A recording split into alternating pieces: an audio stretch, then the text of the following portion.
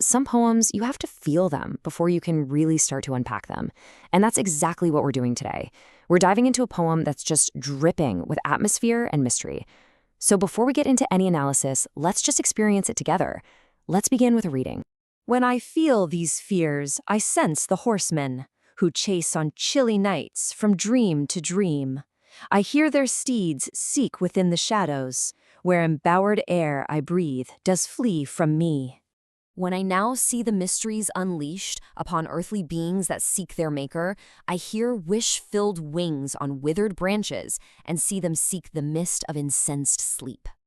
And when inhaled soft dust within this space, I breathe sweet life and death and beauty's wisp. I taste the tears of winter's sleeping rose, where mossy statues haunt marbled doves in flight. And when I feel soft wind in rainbowed skies, my crimson dream does sing as a witness tree. Okay, wow. So now that we've let that haunting world kind of wash over us, let's start peeling back the layers. How in the world does the poet build such a powerful mood with just words on a page? Let's take a look. Right off the bat, you can tell every single word is chosen with incredible care. Take this one phrase from the very first stanza, embowered air. This is such a perfect example of what I'm talking about. It's just 2 words, but they're doing so much work here, carrying a ton of historical and emotional baggage. So, embowered.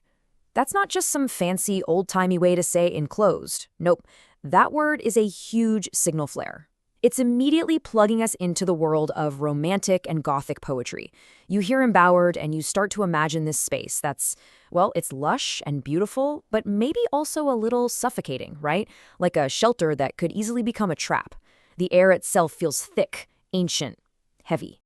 And this really gets to the heart of how this poem builds its whole vibe. It's all about tension. The poet is constantly putting these images of pure dread, chilly nights, shadows, right up against something incredibly delicate and beautiful, like a winter's sleeping rose. It's that clash, that contrast, that makes the whole thing so unsettling, but also so you just can't look away. Okay, so we've talked about the words, but what about the actual shape of the poem? The architecture of it is also doing a ton of work here. Now, when you first read it, it kind of feels like free verse, right? It just flows. But there's actually a classical form hiding in plain sight. Check this out. The poem is exactly 14 lines long. And what's a 14-line poem? A sonnet. But here's the twist. It totally breaks the rules. There's no fixed rhyme scheme. So you have to ask, why do that? Why use a classic, rigid form just to shatter its constraints? Well, it's brilliant, really. It perfectly mirrors the poem's themes. It's like these ancient, powerful fears are just too big, too chaotic to be held in by a neat, tidy structure, just like they break through and shatter the speaker's sleep. And get this, there's this amazing hidden symmetry. The poem starts with, "When I feel these fears," and ends with, "and when I feel soft wind." See that? When I feel. And the word dream shows up in line 2 and in the very last line. The beginning and the end are like mirror images of each other, creating this perfect frame that holds the whole thing together. So cool. All right, so no poem is an island, right? This piece is absolutely in conversation with centuries of literary history. You could almost hear the echoes of all these different eras bouncing around inside of it. We can basically trace this poem's literary DNA. Those long, complex sentences, that feels very Elizabethan. The mossy statues and lurking shadows, that's pure Gothic horror. That intense focus on emotion and nature, remember embowered air, classic romanticism. The sad, melancholy vibe, totally Victorian. And then the raw, personal focus on the speaker's inner life, when I feel these fears. That's straight out of the modern confessional poets. It's like a greatest hits of literary history, all rolled into one. And you see all these influences just come together perfectly in those final lines. A witness tree. That's a powerful image from nature, right? But here, it's being used to talk about something totally internal, a crimson dream. Using the outside world as a mirror for what's going on inside your head, that is a signature move of the Romantic poets. The author is definitely tipping their hat to them here. Okay, but here's what might be the most important thing about this poem.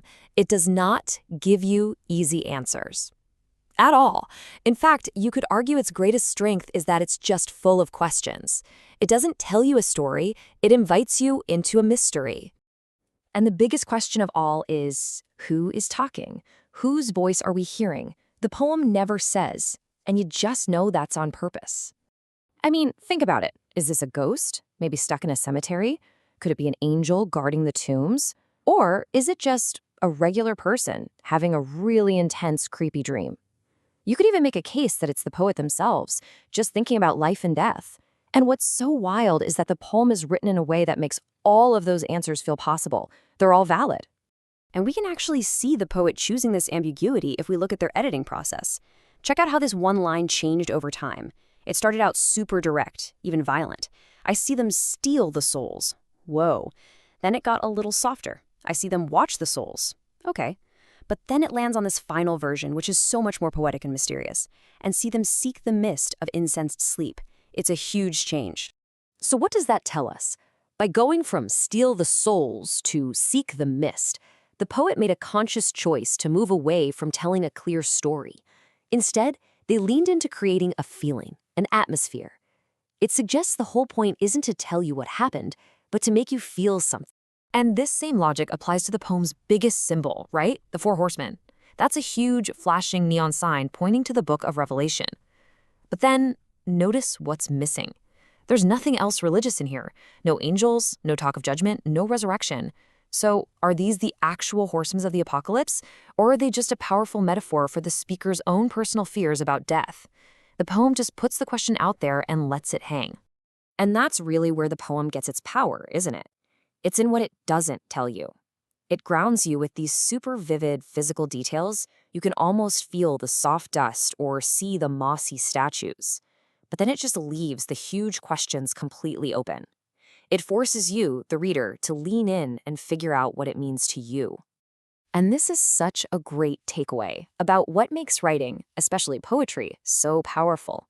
It's that old rule, show, don't tell. By leaning into that ambiguity, the poet creates an experience that's so much richer and more personal. The poem becomes this space for your own thoughts and feelings. So I guess that leaves us with one last question to chew on. This poem really seems to be making an argument that sometimes a question is way more powerful than an answer. It doesn't solve the mystery for us. Instead, it hands us this beautiful, haunting mystery to carry around in our own heads. And you know what? Maybe that's even better.